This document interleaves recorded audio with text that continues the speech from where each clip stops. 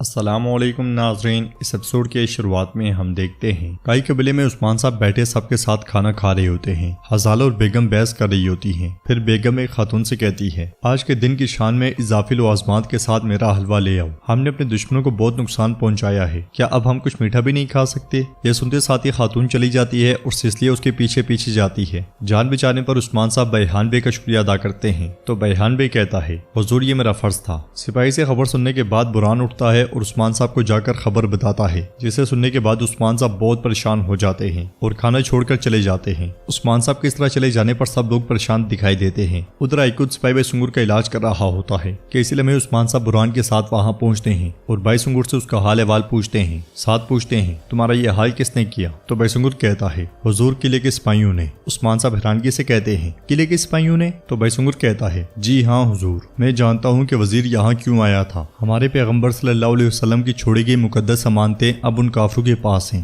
یہ سن کر عثمان صاحب اور بران حیران و پریشان ہو جاتے ہیں اور عثمان صاحب آگے بڑھتے ہوئے کہتے ہیں، یہ کیسے ہو سکتا ہے؟ باہر ہم دیکھتے ہیں کہ خاتون حلوہ لے کر جا رہی ہوتی ہے۔ آگے بڑھتے ہوئے سسلیہ اسے جان بوجھ کے ٹکراتی ہے اور زہر اس حلوے میں انڈیل دیتی ہے۔ وہ خاتون سسلیہ سے کہتی ہے، خاتون دیکھ کے چلو جہاں بھی جا رہی ہو۔ جواباً سسلیہ کہتی ہے، مجھے مکڑیوں سے بہت ڈر لگتا ہے۔ یہ سنتے ساتھ ہی وہ خاتون آگے بڑھ جاتی ہے اور سسلیہ زہر والی انگوٹھی بند کر دیتی ہے۔ اگلے ہی لمحے میں سسلیہ حضال کے خیمے میں جا گھستی ہے، مگر ایک طرف کھڑا یوسف اسے دیکھ جاتا ہے اور حیرانگی سے کہتا ہے، یہ خاتون حضال خاتون کے خیمے میں کیا کر رہی ہے؟ یہ کہتے ساتھ ہی یوسف آگے بڑھ جاتا ہے۔ ادھر حلوہ بیگم کے سامنے رکھا ہوتا ہے۔ حلوے کو دیکھتے ہوئے گونچا کہتی ہے، اس سے بہت اچھی خوشبو آ رہی ہے، یہاں تک کہ میرا بھی دل کر رہا ہے۔ یہ سنتے ساتھ ہی بیگم حلوہ گونچا کو دے دیتی ہے۔ سسلیہ بھی وہیں پہ آ کر واپس بیٹھ جاتی ہے۔ گونچا خوش ہوتے ہوئے حلوہ کھانے لگ جاتی ہے اور حلوہ اسے کافی مزیدار لگتا ہے۔ اگلے لمحے عثمان صاحب بھی خیمے میں واپس آ جاتے ہیں۔ بیحان عثمان صاحب سے پوچھتا ہے، عثمان صاحب کیا خیریت ہے؟ تو عثمان صاحب کہتے ہیں، مقدس امانتوں کو چوری کر لیا گیا ہے۔ یہ سن کر سب بہت پریشان ہو جاتے ہیں اور گنجر بھی کہتے ہیں، آج مسلمانوں کے لیے سیاہ ترین دن ہے حضور۔ بیحان بھی کہتا ہے، ہم اس شرم سے جی نہیں سکتے حضور، اب اس دنیا میں لطف اٹھانا بھی ہمارے لیے باری ہے۔ جواباً عثمان صاحب کہتے ہیں، نہیں، صبر کرو سردارو، صبر کرو، کیا ہم مر گئے ہیں؟ کیا ہم مر گئے کہ عالم اسلام کی روشنی بجھ جائے؟ بیحان بے، ان کافروں سے جنگ لڑنے کے لیے کیا ہم نے قسم نہیں کھائی؟ گنجر بے، آپ بتائیں، یہ دعویٰ شروع سے لے کر آخر تک ہم جنگ کریں گے، کیا ہم نے قسم نہیں کھائی؟ تو وہ دونوں کہتے ہیں، ہم نے قسمیں کھائی ہیں حضور، ہم نے قسمیں کھائی ہیں۔ یہ سن کر عثمان صاحب کہتے ہیں، پھر اپنی قسمیں مت بھولو، ہم کبھی مایوس نہیں پڑیں گے، ہم کافروں کو کبھی اس کی اجازت نہیں دیں گے۔ اگر ضرورت پڑی تو ہم اپنے دکھ کو اپنے اندر رکھیں گے، لیکن ہم کبھی اسے کسی کو نہیں دکھائیں گے۔ امانتیں اگر وہ انہیں بچھو کے سوراخ میں بھی چھپا دیں تو ہم اسے اڑا دیں گے اور سب واپس لے لیں گے، فکر مت کرو۔ سب لوگ کہتے ہیں، انشاءاللہ حضور انشاءاللہ۔ ادھر گونچا اپنے خیمے میں موجود ہوتی ہے۔ اس لیے علاؤدین اس کے پاس آتا ہے اور اسے پسینے میں دیکھ کر اس کا حال احوال پوچھتا ہے۔ گونچا کہتی ہے، میں ٹھیک ہوں، میں ٹھیک ہوں۔ علاؤدین سارا دے کر اسے بٹھا دیتا ہے اور اس کے دوبارہ پوچھنے پر گونچا کہتی ہے، میرا جسم جل رہا ہے مگر مجھے ٹھنڈ بھی لگ رہی ہے۔ تو علاؤدین اس سے کہتا ہے، تم ڈر گئی تھی، ایسا اس لیے ہو رہا ہے۔ یہ کہتے ساتھ ہی علاؤدین اس سے پیار کرتا ہے۔ اگلی صبح عثمان صاحب اپنے سپاہیوں کے ساتھ قبیلے سے روانہ ہو جاتے ہیں۔ دوسری طرف جنگل میں اورحان حلوفرا کے ساتھ سفر کرتے ہوئے کہتا ہے،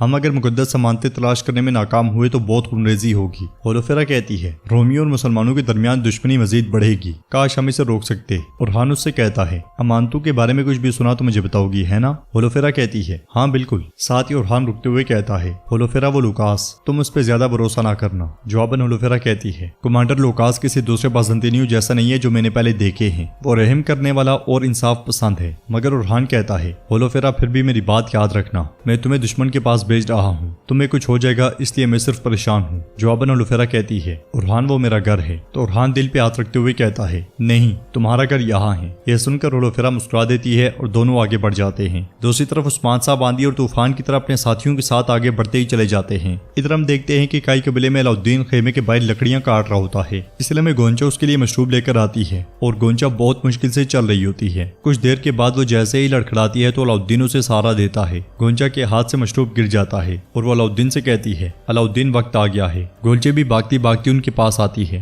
اور وہ اسے سہارا دیتے ہوئے خیمے میں لے جاتے ہیں اور علاؤدین بالا خاتون کو پکارتا پکارتا ان کی جانب بھاگ پڑتا ہے۔ ناظرین، اس کے بعد ہم دیکھتے ہیں کہ سمندر کے کنارے وزیر عمر کراسے صاحب کے ساتھ بیٹھا ہوتا ہے اور کہتا ہے، کراسے بے، وقت گزرتا جا رہا ہے لیکن آپ کے سپاہیوں کی طرف سے ابھی تک کوئی جواب نہیں آیا۔ اس لیے میں عثمان صاحب وہاں پہنچتے ہیں۔ انہیں آتا ہوا دیکھ کر وزیر عمر سردار کراسے سے پوچھتا ہے، کیا آپ کو لگتا ہے کہ اس نے سن لیا ہوگا؟ گھوڑے سے اترنے کے بعد عثمان صاحب ان کے پاس آتے ہیں اور سلام کے بعد کہتے ہیں، لطف اندوز ہوں، لطف اندوز ہوں۔ کراسے پوچھتا ہے، عثمان صاحب آپ کو غوطہ لگا کر سمندر میں لے آنے والی چیز کیا ہے؟ جواباً عثمان صاحب کہتے ہیں محترم وزیر کو ان سرزمینوں میں لانے والا مسئلہ جو ہے وہی مسئلہ میرے ساتھ ہے اور وہی مجھے یہاں لے کر آیا ہے۔ محترم وزیر میں نے آپ کو دعوت دی تھی لیکن آپ نے مثبت جواب نہیں دیا۔ اے اللہ، عالم اسلام کی سب سے قیمتی ترین چیز چوری ہوگی، آپ نے یہ سردار وہ سردار کہہ کر مجھ سے کیوں چھپائے رکھا؟ بتائیں ذرا۔ جواب میں وزیر کہتا ہے اسلامی دنیا اور خلیفہ کی ساکھ کے لیے۔ عثمان صاحب کہتے ہیں اللہ اور رسول کی نظروں میں ہماری ساکھ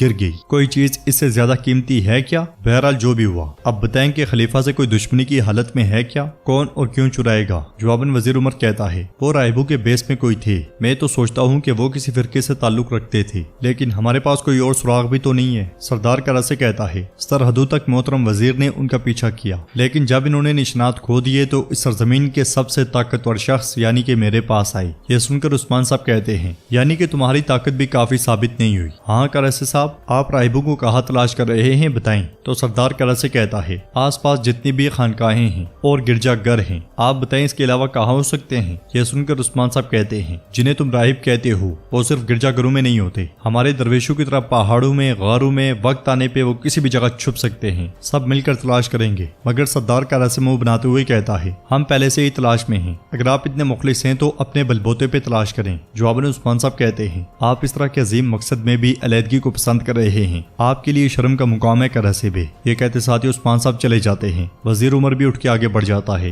انہیں جاتا ہوا دیکھ کر سردار کراسے کہتا ہے اگر میں نہ ڈھونڈ سکا تو لوکاس نہ ڈھونڈ سکا تو پھر عثمان ڈھونڈ لے گا، واضح ہے۔ پھر سپاہی کو پاس بلا کر کہتا ہے سانجار کو خبر کرو، کچھ آدمیوں کو ساتھ لے جا کر غاروں اور پہاڑوں میں تلاش کرو اور باقی عثمان کا پیچھا کرو۔ سپاہی کے جانے کے بعد مزید کہتا ہے عثمان تلوار کی طرح تمہارا دماغ بھی تیز ہے، اگر میں تم سے بیعت لے پاتا تو تمہارے ساتھ مل کر پوری دنیا کو ہلا کے رکھ دیتا۔ کائی قبیلے میں بچے کی پیدائش کا وقت ہو جاتا ہے، خیمے کے باہر علاؤالدین بھی انتظار کر رہا ہوتا ہے۔ خوشی کے ساتھ ساتھ وہ کافی زیادہ پریشان بھی دکھائی دیتا ہے۔ اس لیے میں بالا خاتون اس کے پاس آتی ہیں اور کہتی ہیں پیدائش نہیں ہوئی، گونجا ٹھیک نہیں ہے علاؤالدین، وہ بخار سے جل رہی ہے اور یہ اچھی چیز نہیں ہے۔ وہ اس طرح کی باتیں کر ہی رہے ہوتے ہیں کہ اندر سے مبارکباد کی آوازیں سنائی دیتی ہیں جنہیں سن کر وہ دونوں بہت خوش ہوتے ہیں اور ایک دم سے خیمے میں چلے جاتے ہیں۔ خیمے میں الجن نے بچہ اٹھایا ہوتا ہے اور وہ سب اللہ کا شکر ادا کر رہے ہوتے ہیں۔ بچے کو بالکل خاموش دیکھ کر بالا خاتون الجن سے پوچھتی ہیں بچہ رو کیوں نہیں رہا؟ یہ کہتے ساتھ ہی بالا خاتون بچہ اس سے لے لیتی ہیں اور اسے ہلاتی جلاتی ہیں مگر بچہ کوئی حرکت نہیں کرتا۔ یہ دیکھ کر گونچا اور علاؤالدین بہت پریشان ہو جاتے ہیں اور علاؤالدین بوجھل قدموں کے ساتھ آگے بڑھتا ہے۔